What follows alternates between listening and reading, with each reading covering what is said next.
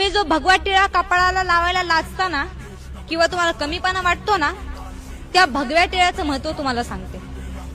अहो, मुस्लिम धर्माचा माणूस जर ओळखायचा असेल ना, तर त्यांना ओळख करून द्यावी लागत नाही की मी मुस्लिम आहे.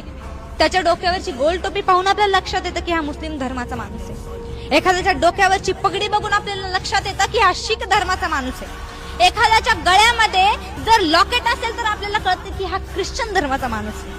पण आपण हिंदू आहोत याची ओळख आपण कशी करून देणार? याचं प्रूफ काय आहे तुमच्याकडे की तुम्ही हिंदू आहात? कारण तुम्हाला कपाळाला गंध लावायची तर लाज वाटते, कमीपणा वाटतो. का कमीपणा वाटावा? अरे, छत्रपती शिवाजी महाराजांनी, धर्मवीर संभाजी महाराजांनी आपल्या प्राणाचा त्याग केला हा हिंदू धर्म वाचवण्यासाठी, आणि तुम्हाला लाज वाटते कपाळाला गंध लावायची?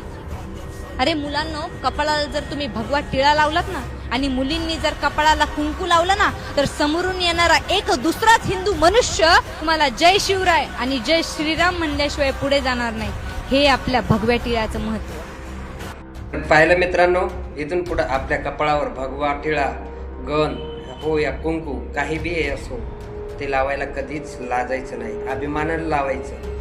व्हिडिओ आवडला तर व्हिडिओला लाईक करून चॅनलला सबस्क्राईब करा. जय शिवराय, जय शंभूराजे.